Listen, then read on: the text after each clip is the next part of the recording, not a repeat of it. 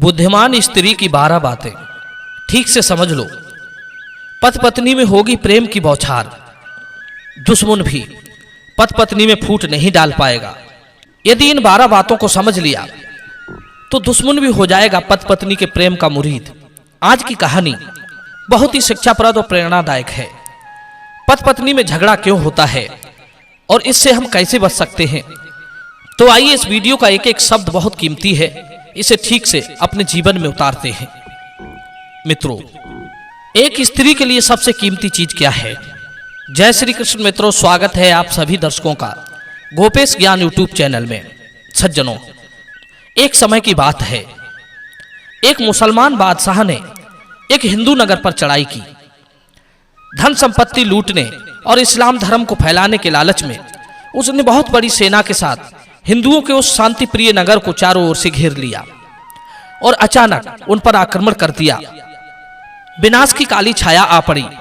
वे सब उस नगर को जल्दी जल्दी लूट खसोट लेना चाहते थे।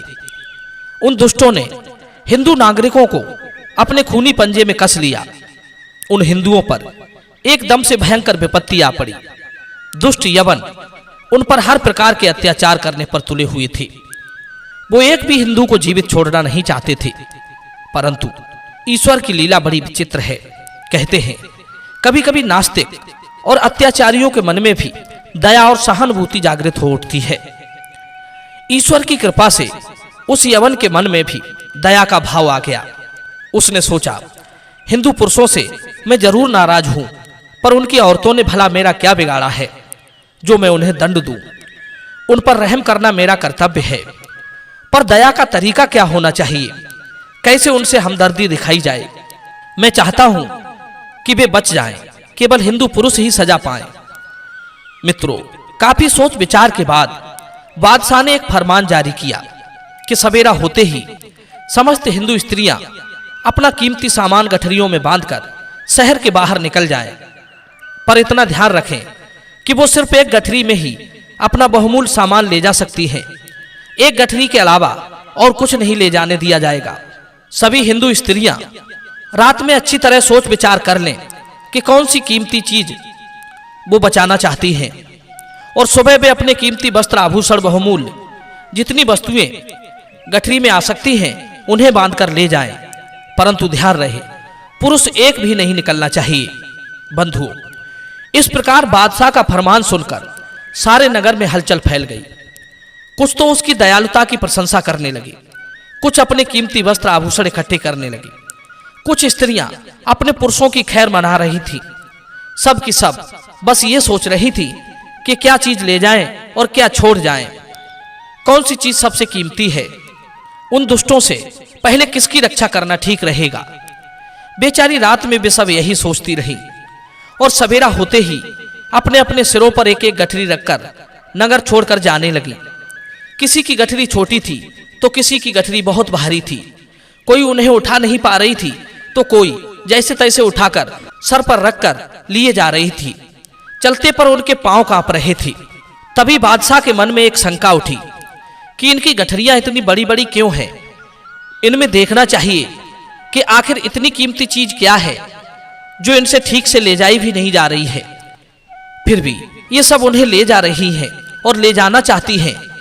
जरूर इनमें कुछ भारी चीज होगी, सोना चांदी, आभूषण या फिर कोई और कीमती वस्तु। ऐसा निश्चय करके उसने सबकी गठरियों को खोलकर देखने का आदेश दिया। भयभीत हिरणियों की तरह बेचारी हिंदू स्त्रियों ने अपनी अपनी गठरियों को उतारकर जमीन पर रख दिया। बादशाह के सिपाही उन गठरियों को खोलकर देखने लगे, परंतु किसी भी गठरी में सोना चांदी, हीरे जवाहरात, वस्त्र आभूषण कुछ नहीं मिला। बादशाह ने देखा कि उन गठरियों के अंदर पुरुष बैठे हुए हैं। कोई जवान है, कोई बच्चा है, कोई बूढ़ा है। यह देखकर बादशाह की त्योरियां चढ़ गई। वो समस्त स्त्रियों पर चिल्लाते हुए बोला, क्या यही तुम्हारे आभूषण हैं? सब स्त्रियां डर रही थी कि अब इसे क्या उत्तर दें। वे सब अपने अपने पतियों को गट्ठर में बांधकर रक्षा की दृष्टि से लाई थी। बादशाह ने और सख्त आवाज में पूछा, इन पुरुषों को तुम क्यों छुपाकर भाग रही हो? हमने ये आदेश किया था कि पुरुष कोई भी नहीं निकलना चाहिए। तुमने हमारे आदेश की अवहेलना की है। तभी एक स्त्री ने कुछ हिम्मत करके कहा, हे बादशाह, हम हिंदू स्त्रियों के लिए पति और पुत्र से बढ़कर दुनिया में कोई चीज कीमती नहीं है। हम पति के बिना सुख नहीं चाहती, बिना पति के स्वर्ग की कामना भी नहीं करती, बिना पति के धन का कोई मूल्य नहीं है। हमारे लिए पति में ही सब तीर्थ समाये हुए हैं। पति ही सर्वधर्ममय है। यज्ञ और दीक्षा का जो पुण्य है वो स्त्री को पति की पूजा से तत्काल मिलता है। बंधुओं, उस स्त्री की बात सुनकर बादशाह सोच विचार में पड़ गया। जितना सोचा उतना ही चिंतन में डूबता गया। ओहो, कितनी ऊंची बात है। सज्जनों, कहां वे स्त्रियों का मजाक उड़ाने चली थी और एक स्त्री की बातों ने उसे हैरत में डाल दिया। वो स्त्री कहने लगी, हे बादशाह सलामत, हम हिंदू ये मानते आए हैं कि जिस कुल में पत्नी से पति और पति से पत्नी अच्छी तरह प्रसन्न और संतुष्ट रहते हैं, एक दूसरे के लिए बलिदान और बड़े से बड़े त्याग के लिए तैयार रहते हैं, उसी कुल में सुख, सौभाग्य और ऐश्वर्य निवास करता है। जहां उनमें कलह होती है वहां दुर्भाग्य और दरिद्रता बनी रहती है। कहते हैं स्त्री की प्रसन्नता से सब कुल प्रसन्न रहता है और यदि वो अप्रसन्न रहे तो सब दुखदायक हो जाता है। स्त्री कहने लगी, हमारे लिए पति में सब तीर्थ समाये हुए हैं, वही सबसे बड़ी कीमती चीज है। इसलिए हम सब ने सबसे पहले पति रूप संपदा की रक्षा की है। बिना पति के हिंदू नारी अपने को निर्जीव मानती है। बादशाह कहने लगा, धन्य है जहां महिलाएं इतनी कर्तव्यपरायण, निस्वार्थ और पति के लिए सब कुछ बलिदान करने वाली हों। उस देश पर तो अधिकार जमाया ही नहीं जा सकता। वे एक दिन जमे जमाए राज्य को उलट देंगी। बंधुओं, पति और पत्नी जब एक दूसरे के लिए बड़े से बड़ा त्याग और बलिदान करने लगते हैं, दुख में साथ रहते हैं, बड़े से बड़ा संकट का भी मिलजुल कर सामना करते हैं, तो वहां विपत्ति एक क्षण भी नहीं ठहर सकती। दुनिया के किसी भी मुल्क में इतना पति पत्नी में निस्वार्थ प्रेम, त्याग और बलिदान नहीं पाया जाता जितना इन हिंदुओं में आज देखने को मिला है। इनके प्रेम और एकाग्रता को देखकर मैं हैरत में हूं। कमाल है, इनकी एकता भंग नहीं की जा सकती, इसलिए इन्हें पूरी तरह से काबू में नहीं किया जा सकता। यही सोचकर वो बादशाह अपनी सेना के साथ लौटने का विचार बनाने लगा। जाते जाते उसने उस बुद्धिमान स्त्री से और कुछ बातें पूछी कि हमें कुछ ऐसी बातें बताओ जिनसे पति और पत्नी में जीवन भर प्रेम और सलाह बनी रहे। पति पत्नी आपस में कैसा व्यवहार करें जो उनके बीच आपसी प्रेम सदैव बना रहे, उनके अंदर आपसी भय और उद्वेग का भाव नष्ट हो जाए, दोनों की आत्मा की एकता बढ़ती रहे, विश्वास और उत्साह बना रहे। कौन सा काम करने से गृहस्थ आश्रम में स्वर्ग के सुख की अनुभूति होती है।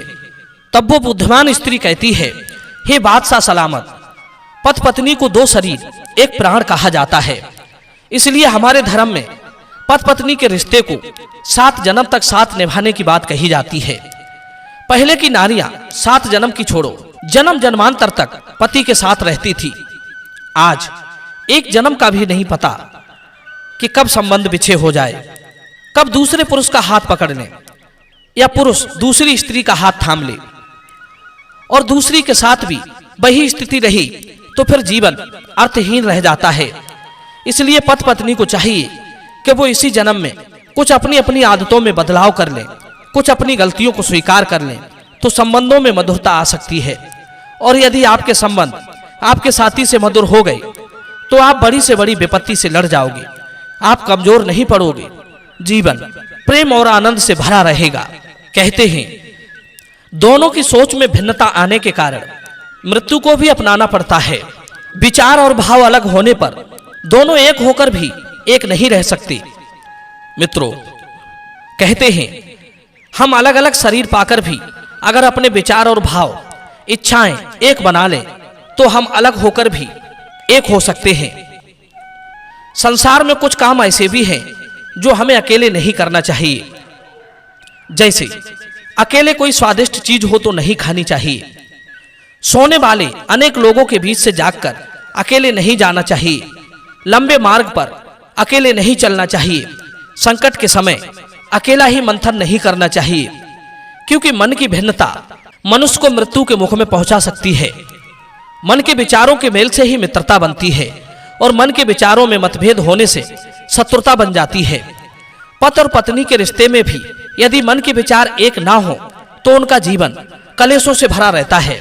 यदि मन के विचार एक हैं तो उनका जीवन प्रेम से संपन्न रहता है।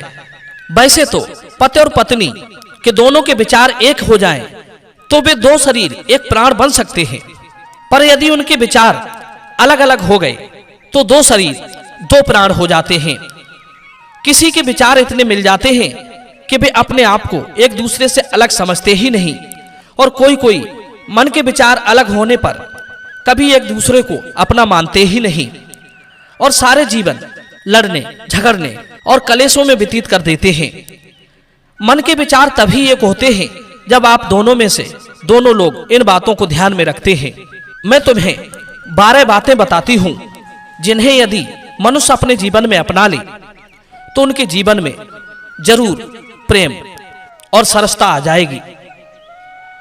पहली बात विश्वास, दूसरी बोली की सरलता, तीसरी समर्पण, चौथी सहनशीलता, पांचवी एक दूसरे का सम्मान, छठवीं अपने आप को एक दूसरे का पूरक समझना चाहिए, सातवीं अहम का भाव नहीं होना चाहिए, आठवीं एक दूसरे पर ही निर्भर रहना चाहिए, नौवीं किसी बात पर लंबे समय तक बहस नहीं करनी चाहिए, 10वीं ऊंची आवाज में बात नहीं करनी चाहिए, 11वीं किसी बात पर नाराजगी मन में नहीं रखनी चाहिए, 12वीं एक दूसरे की इच्छाओं को समझना और उनका सम्मान करना चाहिए, अपने साथी के अतिरिक्त दूसरे की अधिक प्रशंसा नहीं करनी चाहिए।